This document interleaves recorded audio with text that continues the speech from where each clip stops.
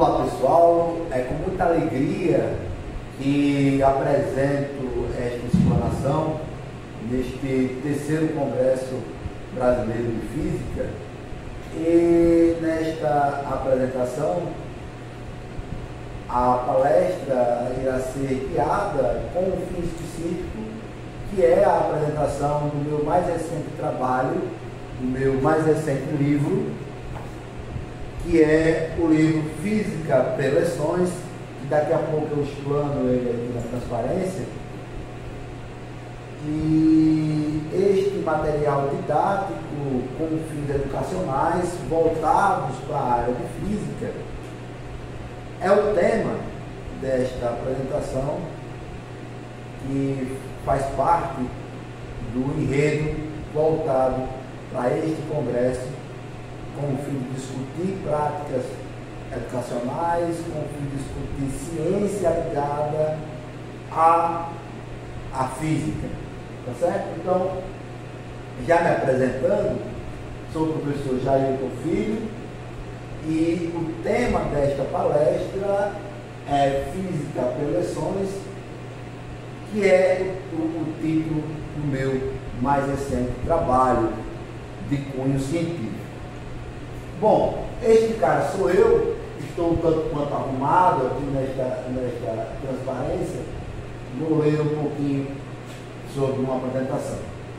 O professor e escritor Jailton dos Santos Filho pertence ao município sergipano de Nossa Senhora das Dores desde 2020, ano da sua graduação em Física, licenciatura plena, pelo Departamento de Física da Universidade Federal de Sergipe.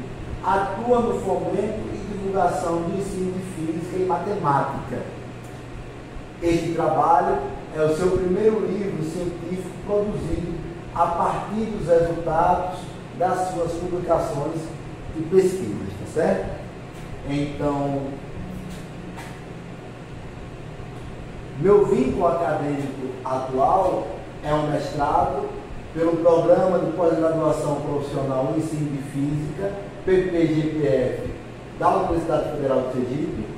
Atualmente sou bolsista fomentado pela Fundação de Apoio à Pesquisa e Extensão de Sergipe, FAPESE, e vinculado ao projeto estruturante do Programa Nacional do Meio Didático, o PNLD. Então, a minha linha de pesquisa é o desenvolvimento de material didático e instrucional para o ensino de física, tal como este livro. Este livro não é produto do meu mestrado, mas no meu mestrado, a minha linha de pesquisa é a análise do Programa Nacional do Meio Didático com o fim de elaborar um documento que vai nortear a produção e a editoração de livros didáticos versados em física, para serem instituídos e vinculados nas escolas públicas a partir de 2024. É este o meu trabalho de pesquisa atual na Universidade Federal de Sergipe, com orientação do professor doutor Tiago Nery Ribeiro, do Departamento de Física da Universidade Federal de Sergipe. Então, feita essa breve apresentação sobre este que está aqui explanando, vamos ao livro foco desta apresentação. Aqui está a capa e a contracapa do livro, como uma parte mais, como se fosse um mapa mundi, né? Algo com frente e verso, bacana. E nada mais justo do que mostrar o texto de apresentação, um fragmento do texto de apresentação feito pela prefaciadora. Física Preleções é uma coletânea de textos relativamente curtos, de fácil e rápida leitura, que podem ser apreciados e utilizados de forma bastante flexível. Mais do que um livro para ler uma única vez, a obra tem grande potencial para o uso de dinâmicas pedagógicas no apoio aos professores da educação básica, na construção de atividades de ensino de ciências mais fundamentais. Professora doutora Ana Figueiredo Maia, Departamento de Física da Universidade Federal de Sergipe. fico muito feliz e agraciado com esta apresentação, que mostra o teor e o impacto desta obra que eu produzi, elaborei, para ser utilizada em sala de aula por professores e alunos a nível de graduação e a nível médio. Bacana? Então, as transparências que vão se seguir, elas vão retratar a obra em suas partes. Este livro está dividido em 3 seções, nas quais eu discorro em ordem por astrofísica, termodinâmica e mecânica quântica. 2 capítulos em cada seção, frutos de artigos publicados, inclusive na Revista Brasileira de Física, ou produções inéditas ligadas a estas 3 áreas de conhecimento vinculadas à física. Tá certo? Então, a cada transparência, eu vou falar um pouquinho sobre a sessão, posteriormente sobre o conteúdo abordado em cada sessão, o que eu pretendo que o aluno me dê e o que eu quero dar ao aluno a cada capítulo, a cada assunto, a cada conteúdo destacado. Bacana? Nesta primeira transparência, quando eu falo de astrofísica, e aqui propositalmente nós temos uma reação química, uma reação termonuclear, melhor dizendo, que eu já explico com mais detalhes, eu quis abordar 2 temas bastante relevantes. Primeiro, no primeiro capítulo, eu falo sobre astronomia, astrologia e astrofísica, tentando enfatizar a diferença dessas 3 ramificações, colocando o método científico de Galileu como fator determinante para que, de fato, houvesse a distinção desses 3 âmbitos. Na verdade, a astronomia e a astrologia surgiram como lados da mesma moeda e foram diferenciadas quando o método científico passou a ser fator determinante para a comprovação do que se pregava. A astrologia e a astronomia, ambas preveem o futuro. A diferença é que a astrologia tenta prever o futuro dos homens e a astronomia prevê o futuro dos astros. E para tanto se faz uso da matemática, se faz uso do método científico, da experimentação. Quando este fator passou a ser o divisor de águas, a astrologia não pôde se encaixar como ciência porque ela parte de uma superstição, parte de crenças baseadas em comportamentos humanos. Isto não se relaciona com o que nós esperamos para o tratamento científico. Muito se deve ao estudo moderno da astronomia, principalmente as observações dos astros, há alguns conceitos estabelecidos pelos astrólogos de então. No entanto, sua comprovação, sua determinação em forma de eficácia em termos de previsão do mecanismo, do sistema físico envolvido, não pode ser acreditado se não houver um aparato, uma metodologia científica por trás. Portanto, quando Galileu estabeleceu, em meados do século XVI para o XVII, estabeleceu o método científico como fator determinante para a comprovação da teoria, a astrologia passou a ser pseudociência. E a astronomia tomou holofotes de credibilidade científica. Então, no primeiro capítulo do livro, eu trato dessa distinção, mostrando sua contextualização histórica, seus principais colaboradores e sua aplicação e implicação na sociedade desde então. No segundo capítulo, eu dou um passo para a astrofísica. A astrofísica é a física dos astros. além do aparato observacional da astronomia, a astrofísica estuda as reações ligadas à matemática do comportamento dos astros. Usa, de fato, a parte fenomenológica das reações químicas, das reações do cosmos em geral, com uma metodologia, uma rigidez algébrica, para teorizar modelos. E esses modelos de composição da estrutura de todo o universo, visível ou não.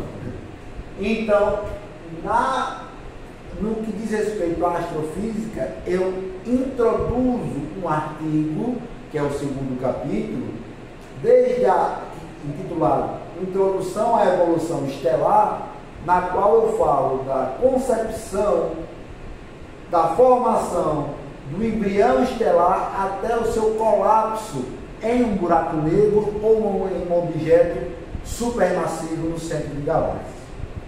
Eu parto dessa diferenciação, conto a história de vida da evolução estelar, mostrando as partes, como a estrela se produz, como o que é uma estrela, ou seja, a estrela é o único objeto na natureza, é o único ente na natureza que consegue fundir átomos de hidrogênio em seu núcleo, produzindo posteriormente elementos mais pesados, ou seja, nessa reação, 4 átomos de hidrogênio formam um átomo de hélio mais a energia, está aqui imbuído daquela famosa equação de Einstein, mc². A estrela, portanto, é um objeto que funde elementos em seu núcleo, e a partir dessa fundição, há os tipos e a sequência de vida de uma estrela se baseia no tanto de hidrogênio que ela queima no seu combustível, no seu interior, perdão. Então eu conto a história da evolução estelar, nesse segundo capítulo, até a parte, o estágio final de uma estrela, que é quando ela para de fundir elementos interiores. Então, nesta parte, nesta seção vinculada à astrofísica e astronomia, eu parto desde os primórdios, no primeiro capítulo, mostrando a curiosidade, a instigação do homem perante o cosmos visível, perante os astros noturnos, os astros diurnos também, como o Sol, a curiosidade humana partindo do estudo dos astros até uma parte mais técnica, que já vai entrando na concepção da formação estelar, das reações químicas e termonucleares que acontecem para esse tipo de objeto. Bacana? Então, eu permeio esta primeira parte do livro falando sobre astrofísica. Bacana?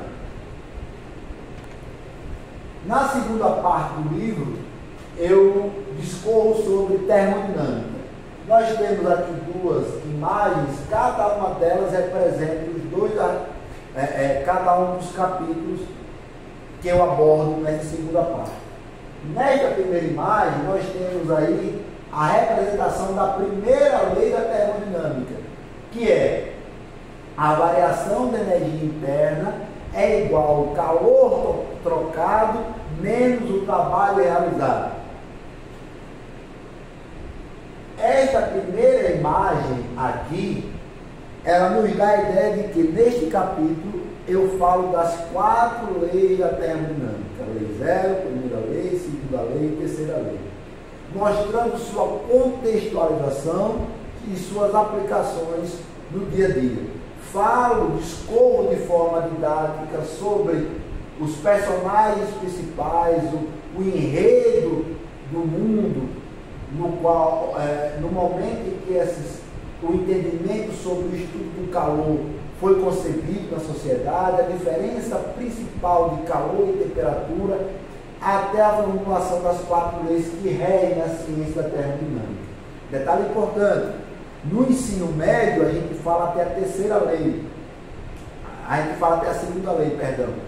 Porque a terceira lei da termodinâmica, ela pede que nós tenhamos o conceito de limite. E o conceito matemático de limite não é no atual base comum curricular ofertado no ensino básico, no ensino a nível médio. Bacana? Então, recomendo ao professor fazer uso deste material, falando da lei 0, da primeira lei, da segunda lei. Agora, a terceira lei fica mais para a parte da graduação. Bacana? Falando do contorno histórico, por que lei 0 e por que primeira lei, bacana? E aí a gente vai perceber que a lei 0 foi estabelecida depois que a primeira lei já estava em vigor, então, mas ela parte do princípio anterior, mas já existia a primeira lei, então deu-se o nome de lei 0, a lei que embasa todas as outras. Nesse sentido, eu discorro sobre esta conceituação ao longo deste capítulo. Bacana? Já no segundo capítulo desta sessão, essa imagem, e aí os créditos são meus, por isso que não tem a fonte, tá certo? São imagens feitas por mim e que estão no livro. A gente pode perceber aqui uma barra, uma mão e o calor sendo conduzido nesta barra. Neste capítulo eu falo da equação do calor, ou seja, a equação diferencial parcial formulada por Fourier apresenta a dedução dessa equação. Portanto, este capítulo é um capítulo que necessita de um entendimento, de um tratamento, de um formalismo matemático que precisa de equações parciais diferenciais, que, portanto, faz necessário um público de graduação das exatas para poder ter o entendimento da parte algébrica deste capítulo.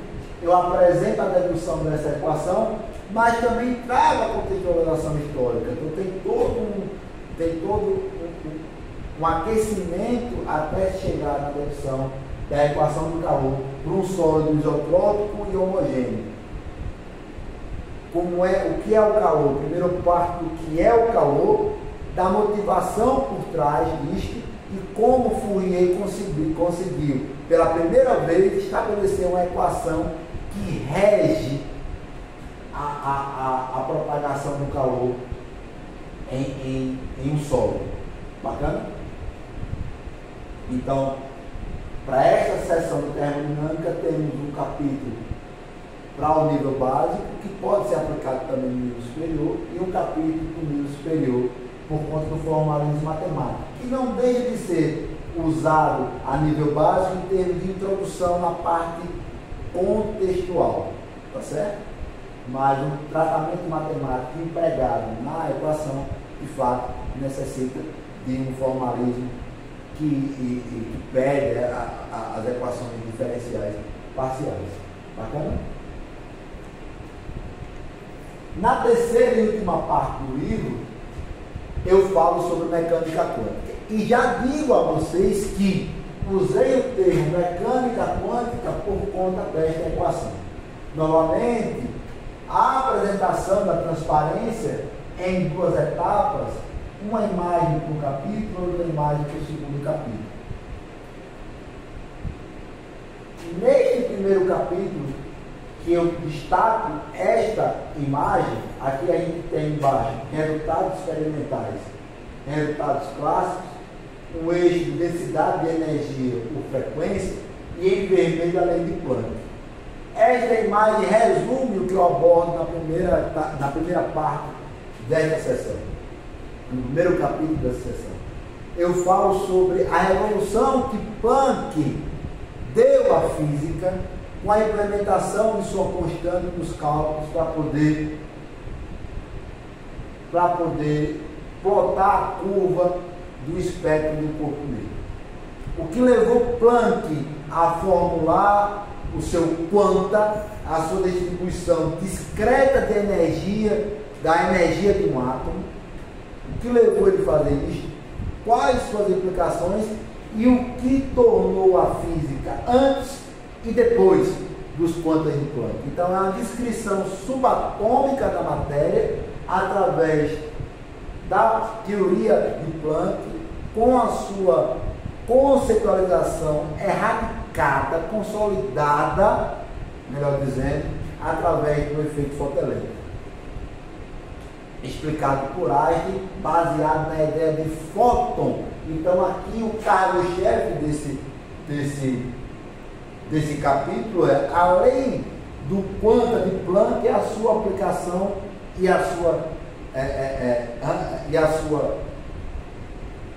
e o seu sentido de existir baseado no fóton. Bacana?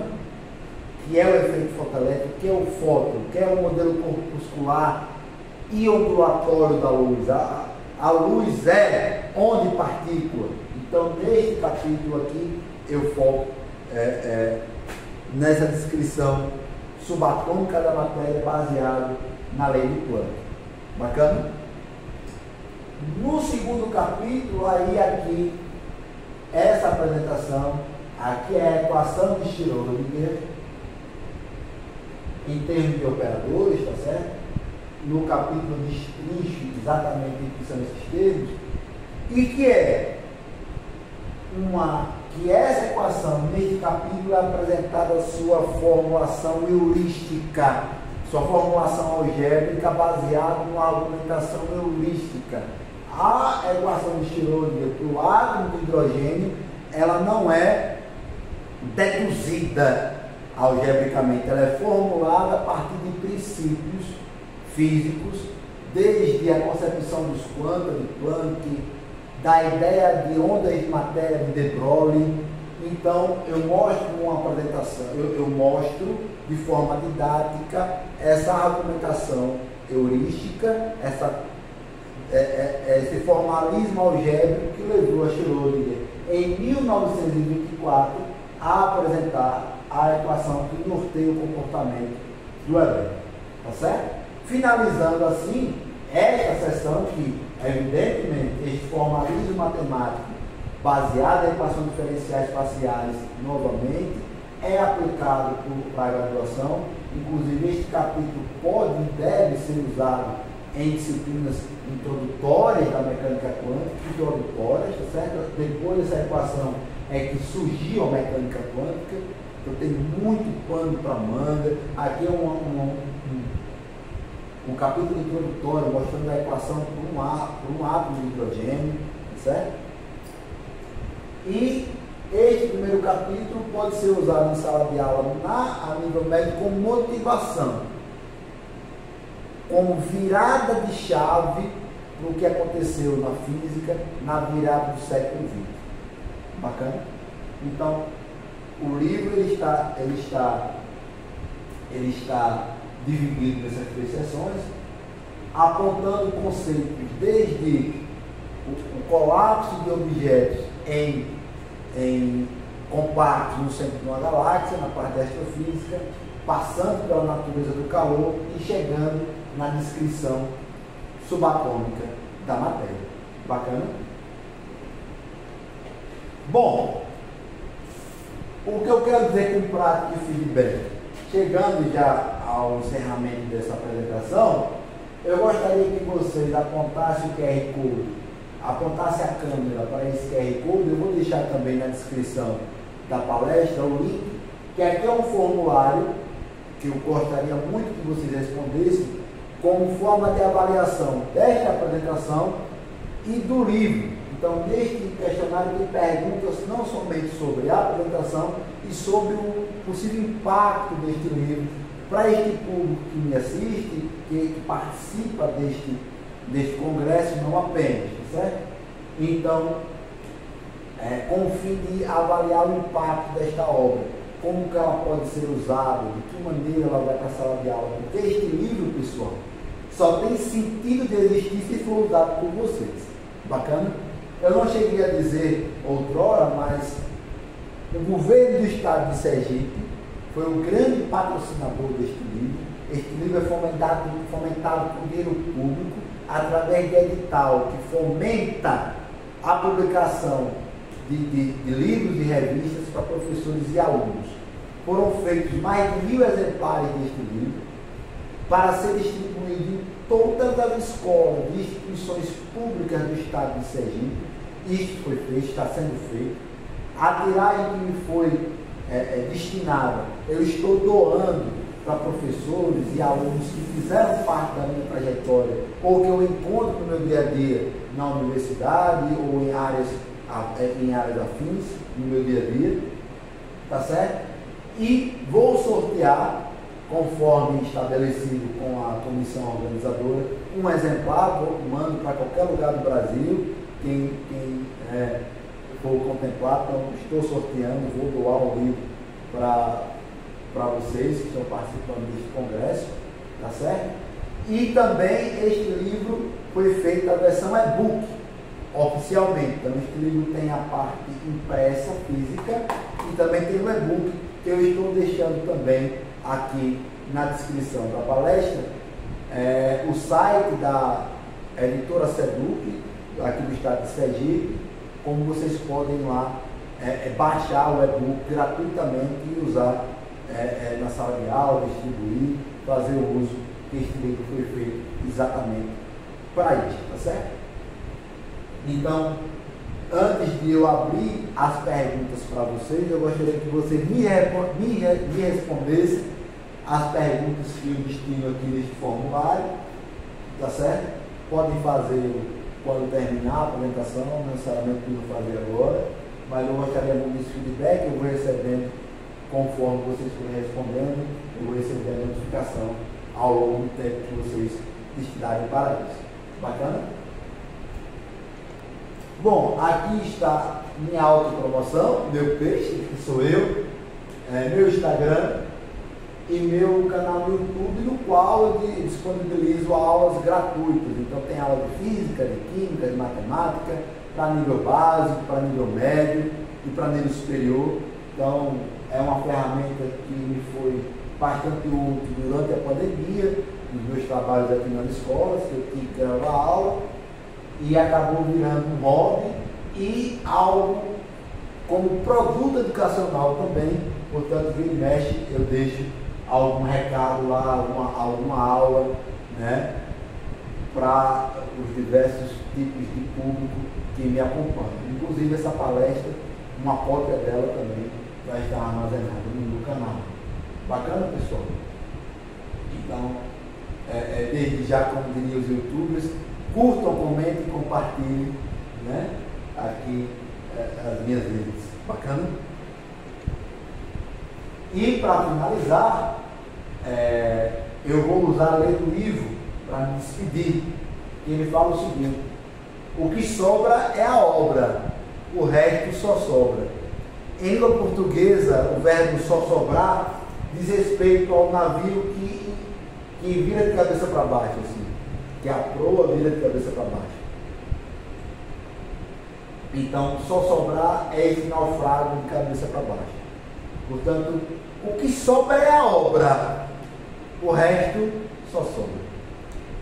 Muito obrigado, fiquem todos com Deus, em paz, estou à disposição, que esse congresso seja muito frutuoso para todos nós e que nós possamos continuar com nossa missão de divulgar a ciência, de democratizar o conhecimento, e que práticas como essa, como o livro, como um congresso, como a revista brasileira de física, como a divulgação científica de qualidade, sejam cada vez mais compartilhadas, mais usadas para este país que urge por uma boa educação e que nós temos muita matéria-prima, muitos profissionais de qualidade para fazer. Tá certo, pessoal? Então, um forte abraço, fiquem todos com Deus.